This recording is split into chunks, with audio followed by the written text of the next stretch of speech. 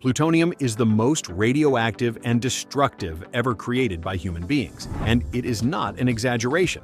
With barely a few grams, it can unleash a gigantic nuclear explosion and endanger an entire country. But how is it possible that a metal so small has so much power? Where does this material so devastating come from? Well, today we will travel to South Carolina, United States, home to one of the nuclear facilities most protected in the world, the Savannah River Site, a place where every day tons of nuclear waste are transformed into plutonium oxide, ready to fuel reactors, manufacture powerful weapons, or be stored under maximum surveillance in secret government facilities. So get ready, because you are about to discover how the material most dangerous on the planet is mass-produced. Let's begin.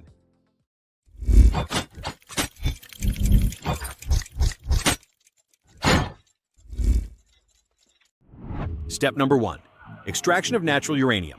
It all begins with the ingredient key to creating plutonium, uranium-238, a highly radioactive and dangerously valuable element. This metal is found buried hundreds of meters underground, trapped inside a black rock called uraninite. To extract it, a colossal mining operation is needed. Giant excavators, hydraulic shovels of hundreds of tons, and monstrous trucks that transport tons of radioactive material under strict security protocols. And here comes the impactful thing. In each ton of rock, there are only a few useful grams. In fact, more than 500 tons of minerals are needed to obtain a single kilo of usable uranium. And although it seems little, that kilo, once processed, can generate enough plutonium to fuel a nuclear reactor for decades or manufacture several atomic bombs. Once extracted, the mineral is transferred to the processing plant. There, it is pulverized and mixed with extremely reactive chemical solutions until a dense yellow paste known as yellow cake is obtained. And although its name sounds innocent, this substance contains the potential to destroy entire cities if it falls into wrong hands. All this step is carried out under extreme security measures. Any leak or any mistake could contaminate soils, waters, and leave an entire region uninhabitable for centuries, as occurred in Chernobyl. Only when the uranium is refined, stabilized, and secured is the green light given for the next step in the creation of the most feared material on the planet. Step number 2. Chemical conversion of uranium. Here begins one of the most delicate and critical phases of the entire nuclear process. In specialized facilities, the tons of yellow cake are introduced into enormous chemical tanks filled with acid, where it dissolves under extremely controlled conditions. The objective is clear: eliminate all remaining impurities and isolate the purest uranium possible. Once dissolved, the liquid passes through calcination furnaces where it is completely dried and subjected to temperatures higher than 500 degrees Celsius. The result is a dense black powder known as uranium dioxide, a stable compound, highly concentrated, and with the exact level of purity necessary to begin its transformation into plutonium. For you to understand, it is as if the yellow cake had been cooked until reaching the perfect point to continue the process. Next, that powder is compacted into small cylindrical pellets using industrial presses or molded into thin rods. A perfect design for its next destination, the active core of a nuclear reactor, where everything is about to change. Step number 3. Irradiation in the reactor. With thousands of uranium dioxide pellets already ready, the key moment has arrived, starting their transformation into plutonium. The rods that contain these pellets are carefully introduced into the core of gigantic nuclear reactors. There, they are completely submerged under tons of ultrapure water, which fulfills a double vital function: cooling the system and acting as a barrier against radiation. What happens inside that reactor is not seen with the naked eye, but it is one of the most powerful transformations that exist in nature. For weeks, the rods are bombarded by neutrons in an invisible process called nuclear transmutation. The uranium-238 atoms gradually begin to mutate until they become plutonium-239, one of the most explosive and lethal materials ever known. To give you an idea, a single gram of plutonium obtained at this stage can release more energy than several tons of coal or petroleum. But this conversion is not without risk. Any deviation, however minimal, could unleash a nuclear disaster. For this reason, every second is supervised 24 hours a day, with automated sensors, steel shielding, and highly specialized personnel. Finally, after weeks of irradiation, the rods are extracted. They now contain latent plutonium inside and are ready to take the next step towards the most dangerous form of energy that exists. Step number 4. Cooling and radioactive decay. Once extracted from the reactor, the irradiated rods are literally red hot. They have just gone through weeks of nuclear bombardment and now contain an extremely dangerous mixture of uranium, plutonium, and intense radiation. In this state, manipulating them directly would be suicide. Therefore, the next step is to cool them safely and controllably. The bars are immediately transferred to enormous cooling pools with reinforced concrete walls more than 2 meters thick and extreme surveillance systems.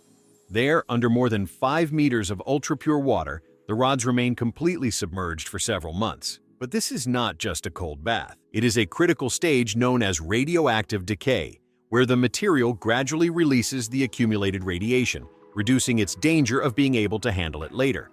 Only when all parameters are completely stabilized is the extraction of the rods from the water authorized. And then yes, the time comes to separate the pure plutonium from the rest of the nuclear waste.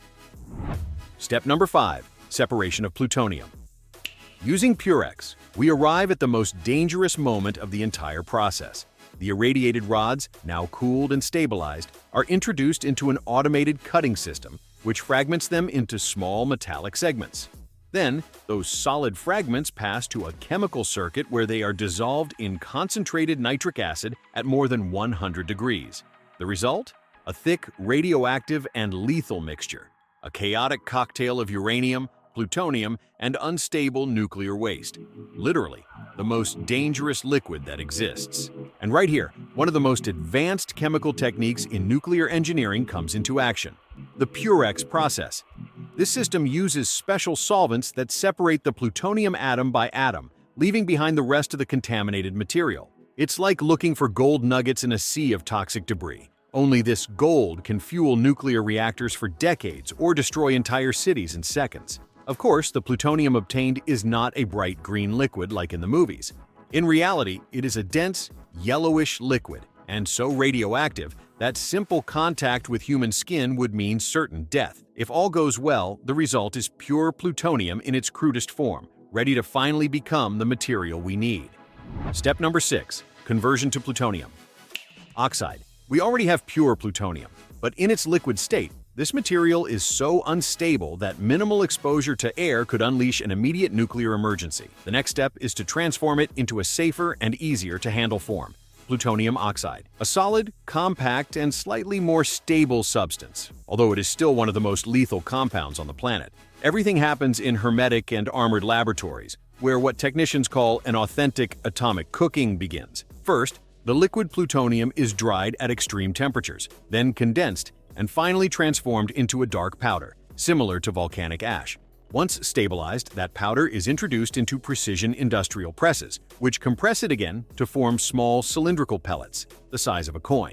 These pellets, known as pellets, are already the definitive plutonium, small, compact, and lethal, and their destination can mark the difference between technological advance or the end of humanity.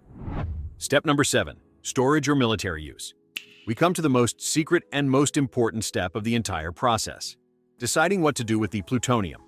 Plutonium oxide, already transformed into small cylindrical pellets, is now under extreme surveillance, safeguarded as one of the most dangerous and valuable materials on the planet. From this point, the path can take two totally opposite destinations. On the one hand, the most stable pellets are sealed in shielded capsules and sent to civilian nuclear reactors, where they will be used as high-performance fuel. There, plutonium generates clean energy, capable of illuminating hospitals, fueling entire cities, or keeping industries running for decades. But the other path is much darker. The selected pellets for military purposes are transported in ultra-secret convoys, escorted by special forces to classified government facilities. There they will be refined, treated, and converted into the active heart of nuclear warheads, the most feared weapon ever created by humans. And to give you an idea, only 9 countries on the entire planet possess military plutonium in sufficient quantities to manufacture nuclear weapons. Among them, the United States, Russia, and China.